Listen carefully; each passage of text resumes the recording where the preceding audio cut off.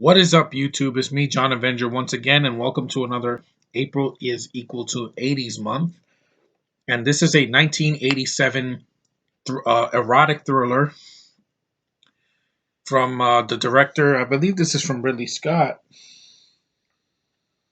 No, it's Adrian Lynn. He did the other one, or Paul Verhoeven. Anyway, this is a great erotic thriller with a great cast.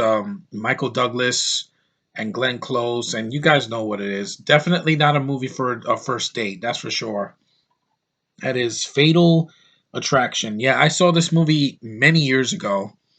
I bought it at a Blockbuster because they had it for like $5. So I said, why not? Let me give it a shot.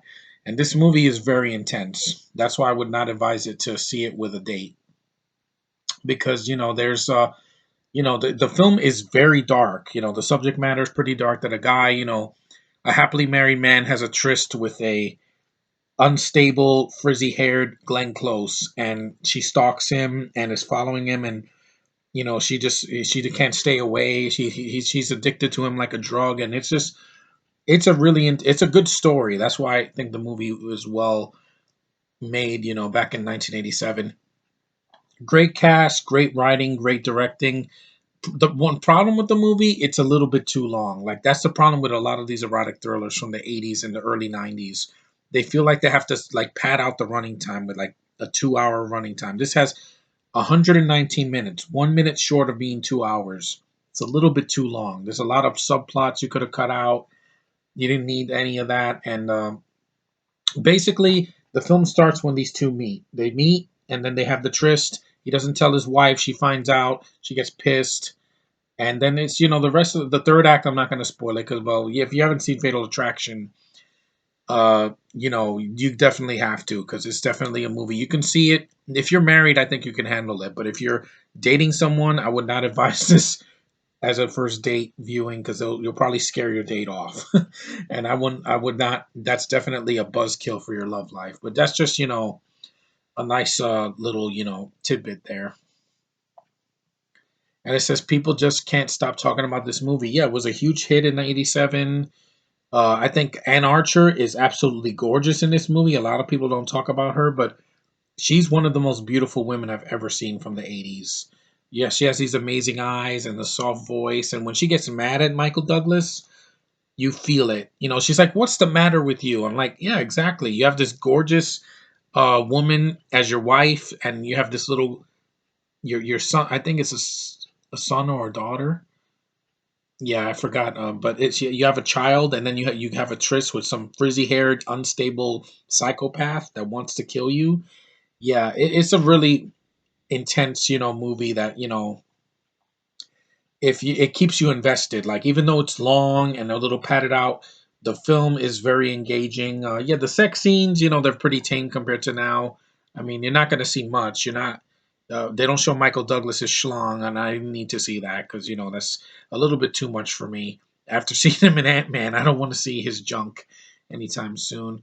But the acting's really well done. The film is shot very well. The locations are really good. It has tension. That's one thing that's missing in a lot of erotic thrillers now. They don't have the tension or the good writing or the directing to continue forward. But this one does. It's a really well done thriller with a lot of there's some elements in it that I liked. Of course the ending is great. I'm not going to spoil it. There's an alternate ending that's kind of weird. It's a little bit too depressing. I would just say I'm glad they stuck with the theatrical cut ending because it works. And this is a movie that makes a lot of people saw this and they were probably never unfaithful to their husbands or wives at that time.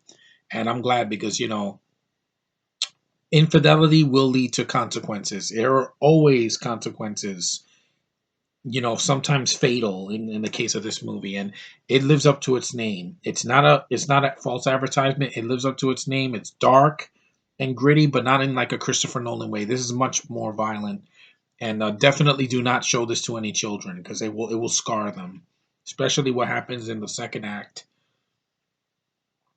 But it's a good movie, well acted. I would not want this remade because they tried it last year with The Boy Next Door, and that's just a poor man's version. This is how you do it right.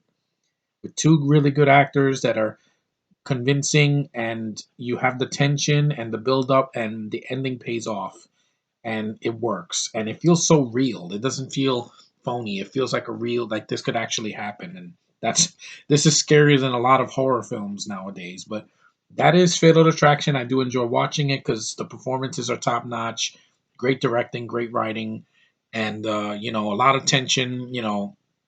I was on the edge of my seat almost the entire time. That once they have the tryst and she starts, like I can't stay away, and I'm like, whoa, this bitch is crazy.